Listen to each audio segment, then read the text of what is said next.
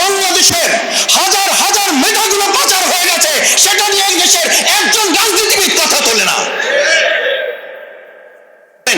2024-এর 5ই আগস্টের পর অনেক মেধাবীরা বিদেশের বিভিন্ন জায়গা থেকে বাংলাদেশে এসে এরকম হাত মেরে বলেছিল প্রিয় বাংলাদেশ সংস্কার হবে। সেই প্রত্যাশা নিয়ে চলে এসেছি, এই বাংলাদেশে কিছু একটা করতে চাই। কিছুদিন চলে না যেতেই আবার সেই লোকেরা এয়ারপোর্টে গিয়ে বাই বাই দিয়ে আমাদেরকে বলেছিল এই বাংলাদেশের পরিবর্তন হবে না, দুর্ভাগ্যজনক, সরি, আমরা চলে গেলাম। বলেছে না বলে নাই?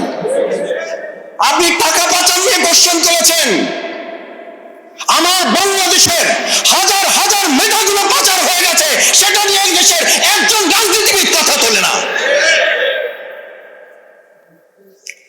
আমি তো ছোট একজন মানুষ, কি করবেন মেধা দিয়ে? আপনি শিক্ষা সংস্কার করে কি করবেন? বিশ্ববিদ্যালয়ের ভাইস চ্যান্সেলর হবে সে যে কমিটির সদস্য আছে, বিশ্ববিদ্যালয় চালাবে, সভাপতি হবে সে, অধ্যাপক হবে সে, প্রমোশন হবে তার।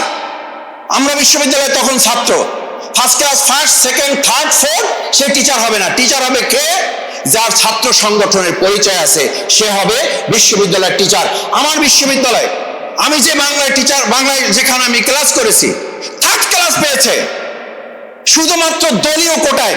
অথচ 2024 সালে আমাদের সন্তানেরা রাজপথে জীবন দিয়েছে শুধু একটা স্লোগান তোলে, কোটা না মেধা, মেধা, মেধা। আর আজকে 2026 সালে 12ই ফেব্রুয়ারি নির্বাচনে আমরা দেখলাম তারপরে প্রত্যেকটা জায়গায় আবার কোটার ভিত্তিতে পুলিশ, আবার কোটার ভিত্তিতে ভাইস চ্যান্সেলর, আবার কোটার ভিত্তিতে প্রশাসক, আবার কোটার ভিত্তিতে প্রত্যেকটা জায়গায় বাংলাদেশকে কোটার রাজ্যে এটাকে গদ্যময় করে ফেলা হয়েছে।